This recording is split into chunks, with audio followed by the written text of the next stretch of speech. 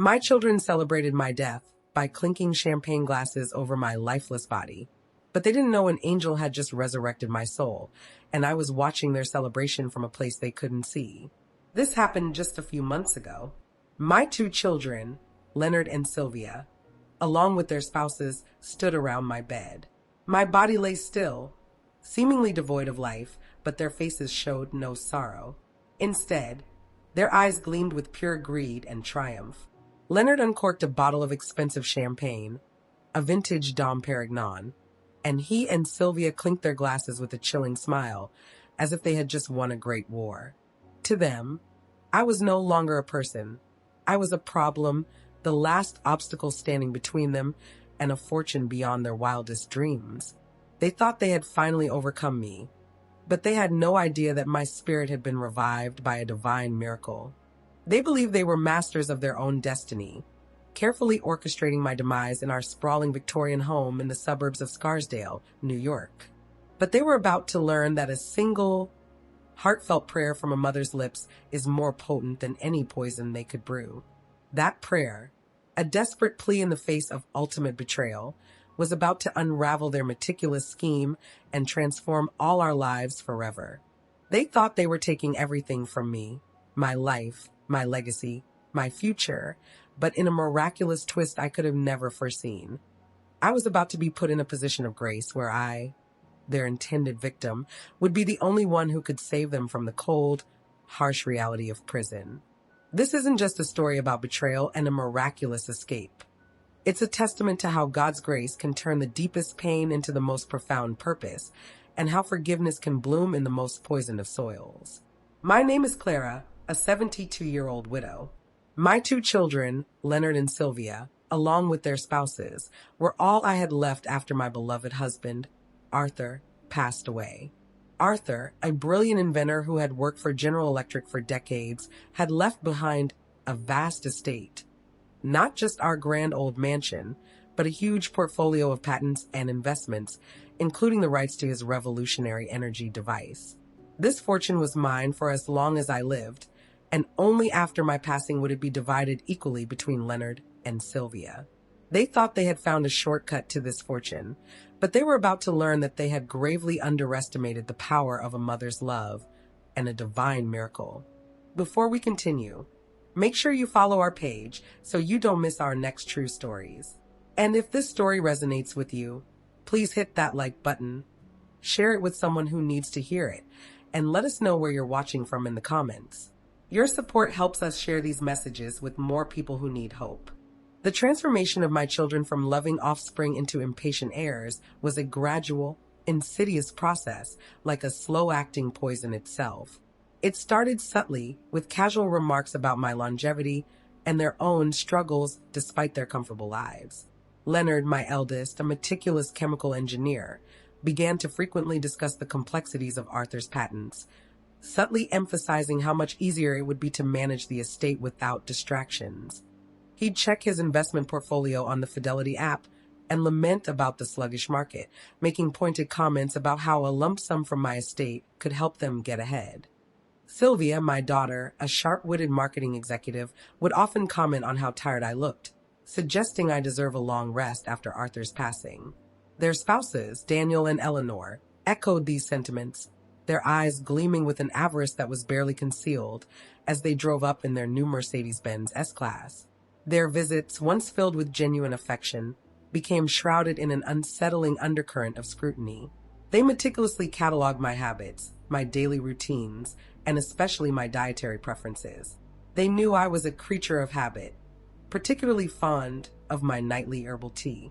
It was a ritual Arthur and I had shared for decades, a calming end to each day. They also knew I had a sensitive stomach and often struggled with various minor ailments as I aged. These seemingly innocuous observations were, in fact, data points in their chilling calculus. One evening, Sylvia brought over a beautifully packaged box of artisanal herbal blends, insisting they were from a boutique shop she discovered on Etsy. "It's a special blend for relaxation, Mom," she cooed, pressing a particular sachet into my hand. "It'll help you sleep soundly." I thanked her, touched by her thoughtfulness, and began incorporating it into my nightly routine. The tea tasted a little different, slightly bitter, but I attributed it to the artisanal quality.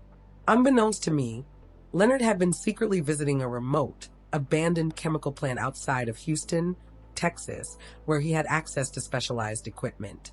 He was using his extensive knowledge of organic chemistry to synthesize a highly potent, slow-acting toxin. This compound, he explained to Sylvia in hushed, clandestine calls on WhatsApp, mimicked the symptoms of various age-related illnesses and was almost impossible to detect in a standard autopsy. Sylvia's artisanal blend was simply a carrier for this sinister concoction, a daily dose of death disguised as maternal care. Every night, as I steeped my tea, I was unknowingly inviting a slow, creeping demise. My energy levels dropped, my appetite waned, and I began to experience persistent nausea and dizzy spells. I attributed it to old age, to grief, even to the unpredictable nature of my sensitive stomach. My children, feigning concern, encouraged the self-diagnosis. Leonard would bring me specialized supplements, carefully chosen to mask the symptoms, ensuring I wouldn't seek professional medical attention.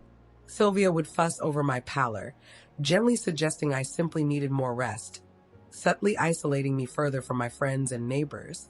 They were playing a long, cruel game, meticulously eroding my health, day by day, cup by cup, with every sip of that seemingly innocent tea. They wanted my fortune, and they were willing to kill me slowly, painlessly, and with a horrifyingly meticulous precision, all while looking like the dutiful, caring children they pretended to be. My trust, my love, and my declining health were all weapons in their hands, wielded with a terrifying blend of scientific knowledge and cold-hearted greed. As the weeks turned into months, my health deteriorated alarmingly. The minor ailments became constant companions. I was perpetually exhausted. My joints ached with an unrelenting stiffness, and the nausea was a constant, unwelcome presence. My once keen mind felt foggy, and I struggled to recall even simple details. I started canceling my weekly bridge games and declining invitations from friends, embarrassed by my sudden frailty. Leonard and Sylvia would visit frequently, their faces a carefully constructed mask of concern. "You look so pale, Mom," Sylvia would lament, stroking my hand. "Perhaps it's best if you don't exert yourself too much. We'll handle everything." Everything included more legal documents, neatly presented by Leonard. They had been slowly nudging me towards signing over control of my financial affairs, citing my diminished capacity and their desire to protect my assets. I was so weakened, so mentally cloudy, that I barely glanced at the papers before signing them using the DocuSign app on their iPads. These documents were crafted to give them sweeping powers. Medical power of attorney, allowing them to make critical health decisions without my full understanding. Durable power of attorney for finances, granting them complete control over my bank accounts and investments, and a crucial amendment to Arthur's will, subtly diverting a significant portion of the estate into a family trust that they would control, effectively bypassing my independent legacy. My trust was their weapon, my love their blindfold. One afternoon, as I drifted in and out of a confused sleep, I overheard fragments of a conversation between Leonard and Sylvia in the sunroom, just outside my bedroom door. Their voices were low, almost imperceptible, but the words carried a chilling resonance through the thin wall. "The doctor at New York Presbyterian suspects, just old age," Leonard murmured, a hint of satisfaction in his tone. "The blood work is vague. No one will look twice." Sylvia's voice, usually so sweet and melodious, was now sharp and patient. "Are you sure it's fast enough? We can't wait forever. The energy deal is almost finalized, and if she goes before then, we lose control of the critical patents." My heart, already weakened, pounded a frantic rhythm against my ribs. Fast enough. Lose control of patents. The fragments coalesced into a terrifying image. It wasn't old age. It was deliberate. It was them. The realization struck me like a bolt of lightning, searing through the fog in my mind. My children, my own flesh and blood, were poisoning me. They weren't just waiting for me to die. They were actively orchestrating it. The tea, the fatigue, the foggy mind, it all clicked into place with horrifying clarity. The artisanal blend was a euphemism for death, the supplements a smokescreen. The grand old mansion, once a haven of love, now felt like a gilded cage, every shadow a potential threat, every creak of the floorboards a whisper of their treachery. I was trapped, weak, and utterly alone. My supposed caretakers were my executioners. My only hope was the lingering faith I had always carried, a quiet ember in the face of despair. I closed my eyes, a single tear tracing a path through the dust on my cheek, and whispered a desperate prayer. It wasn't a prayer for revenge, or even for my immediate rescue. It was a plea for clarity, for a path, for a sign that I hadn't been forgotten by the benevolent forces I had always believed in. God, I whispered, my voice choked with fear, show me what to do. Guide me, for I am lost and betrayed. The silence that followed was profound, but within it, a tiny seed of defiance began to sprout. I was not dead yet, and if God was truly with me, perhaps this wasn't the end, but a terrifying, miraculous beginning. The trust one had placed in my children had been irrevocably shattered, replaced by a cold, hard understanding of their greed. My only comfort was the quiet, persistent whisper of faith that told me I was not truly alone in this venomous house. That night, sleep offered no refuge. Every shadow danced with menace. Every creak of the old house sounded like their footsteps approaching my door. I lay in bed, my body weak, but my mind now terrifyingly clear, the cold grip of betrayal tightening around my heart. Just as the first sliver of dawn began to paint the sky with a sickly gray light, a soft, ethereal glow emanated from the antique bedside lamp. It wasn't the harsh glare of an electrical fault, but a gentle, warm luminescence that seemed to pulse with a life of its own. In the shimmering light, a figure slowly materialized beside my bed. It was a young woman no older than 30, with eyes that held the wisdom of ages and a smile that radiated pure, unconditional love. She wore simple, flowing robes that seemed woven from moonlight and mist. She had no wings, no halo, yet I knew, with an absolute certainty that transcended logic, that she was an angel. Her presence filled the room not with awe or fear, but with a profound sense of peace, a warmth that chased away the cold dread that had taken root in my soul. Clara, she spoke, her voice a melody, you are not forgotten. Your faith has reached the heavens, and your prayers have been heard. She gently laid a hand on my forehead, and a subtle energy, cool and invigorating, flowed through me, chasing away the lingering haze of the poison. My mind cleared completely, and the aches in my body began to recede, replaced by a renewed, subtle strength. Your children, she continued, her voice tinged with sorrow, have strayed from the light. They have succumbed to the illusion of earthly riches. Their actions have set in motion a chain of events that will lead them to a dark place. But I do not wish them harm, I whispered, the words surprising me even as I spoke them. Even in the face of their monstrous betrayal, the deep, abiding love for my children, though bruised and bleeding, still flickered. The angel's smile widened, a radiant beacon in the dim room. Your compassion is your greatest strength, Clara. It is why you were chosen. You will not only survive, but you will become the instrument of their redemption. You have a purpose far greater than merely inheriting wealth. She then revealed to me a miraculous truth. She was a celestial guardian, sent by divine providence. Her purpose was not to intervene directly in human affairs, but to whisper truths, to guide the faithful, and to unlock hidden potential. She told me the poison was a rare, undetectable neurotoxin called Aconite's Embrace, designed to mimic natural aging. A daily dose in your tea has weakened you, but it has not broken your spirit. It has, in fact, opened your spiritual eyes. She instructed me to replace my usual teacup with a specific, ornate porcelain cup that had been a gift from Arthur years ago. This cup, she explained, is blessed. It will neutralize the poison, but more importantly, it will amplify your senses, sharpen your intuition, and reveal the truth around you. You will begin to see patterns, hear whispers, and understand the true intentions of those who seek to harm you. She also warned me that a vital document was hidden within the mansion itself, a codicil to Arthur's will, detailing his true intentions and a fail-safe against any attempts to exploit my inheritance. This codicil, she said, is your shield. Find it, Clara, and you will find your power." With another gentle touch, she faded, leaving behind only the lingering scent of jasmine and a profound sense of hope. The bedside lamp returned to its normal glow, but the room felt forever changed. I was no longer a victim. I was a chosen survivor, armed with divine guidance and a miraculous purpose.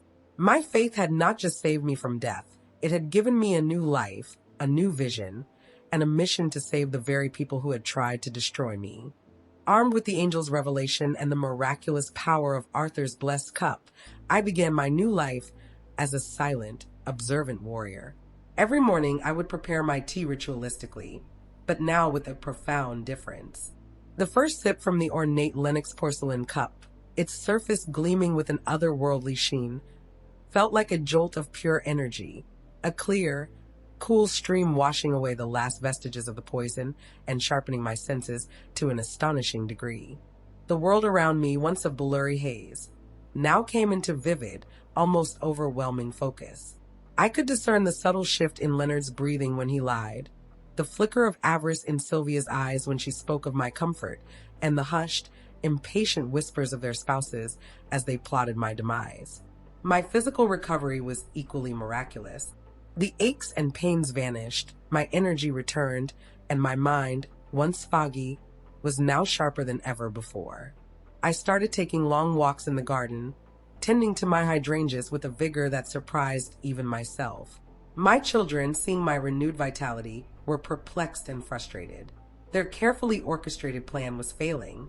Their whispers grew more agitated, their glances more suspicious. They couldn't understand why the poison wasn't working, why their mother, whom they had systematically weakened, was suddenly blossoming with renewed health. They tried increasing the dosage of Aconite's embrace, but the blessed cup neutralized it every time, leaving me not harmed, but even more invigorated, my intuition humming with amplified awareness. My search for Arthur's codicil became my secret mission. The angel's words echoed in my mind, a vital document, hidden within the mansion itself, your shield. I began to explore the mansion with a new set of eyes, no longer just a beloved home, but a labyrinth of secrets. I remembered Arthur's eccentricities, his love for puzzles and hidden compartments. I revisited his study, a room I hadn't truly explored since his passing.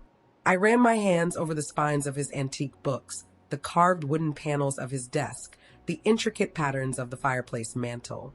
One afternoon, a subtle glint caught my eye behind a loose brick in the fireplace.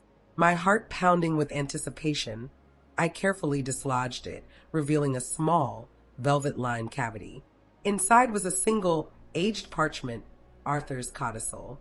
It was even more ingenious than the angel had hinted.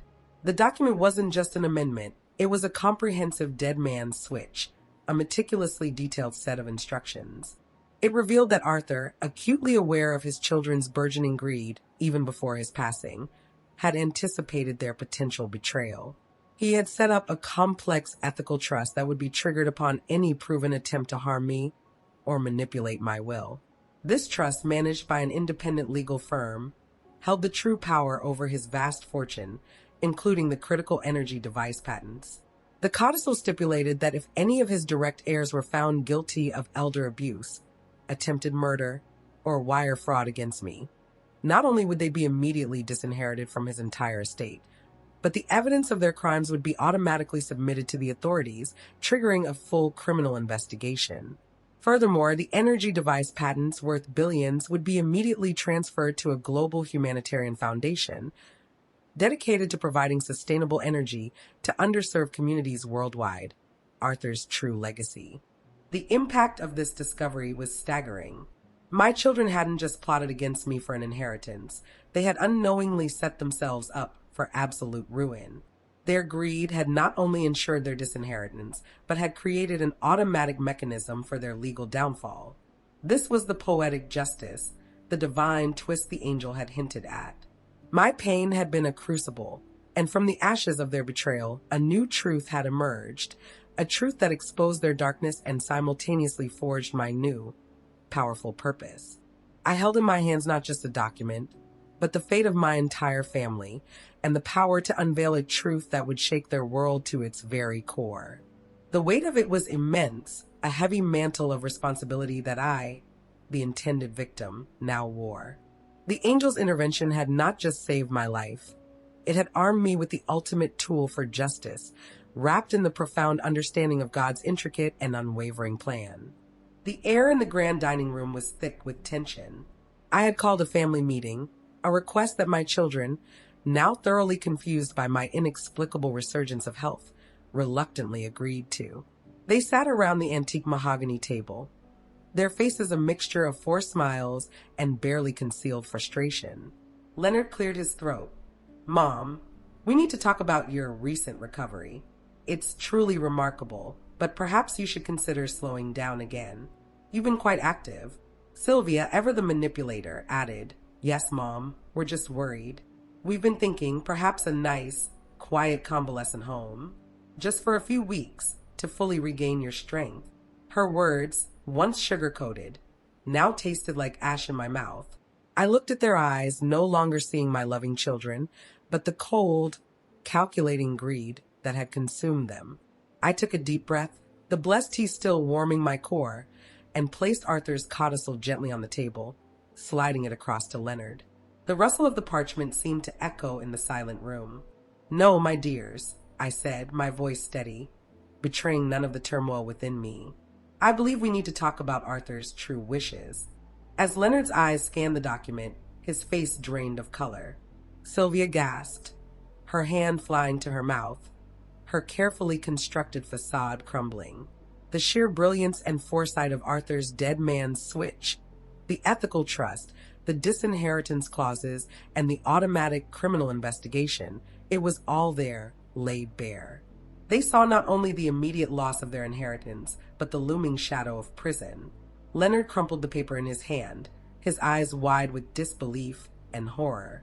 "No, this is impossible. This is a forgery," he stammered, his voice cracking.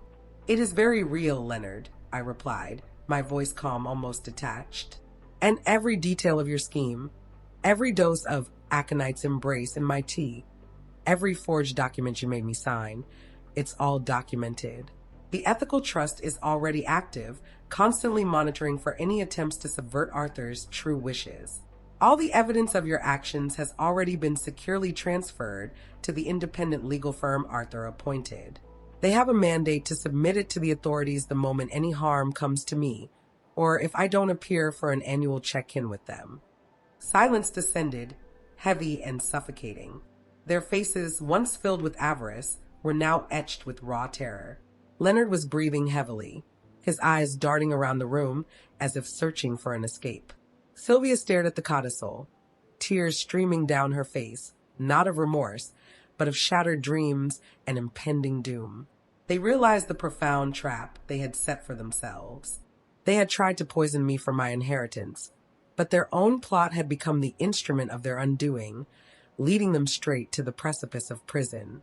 They were facing felony charges for attempted murder, elder abuse, and a multitude of financial fraud counts. Their lives, built on the promise of ill-gotten gains, were about to unravel.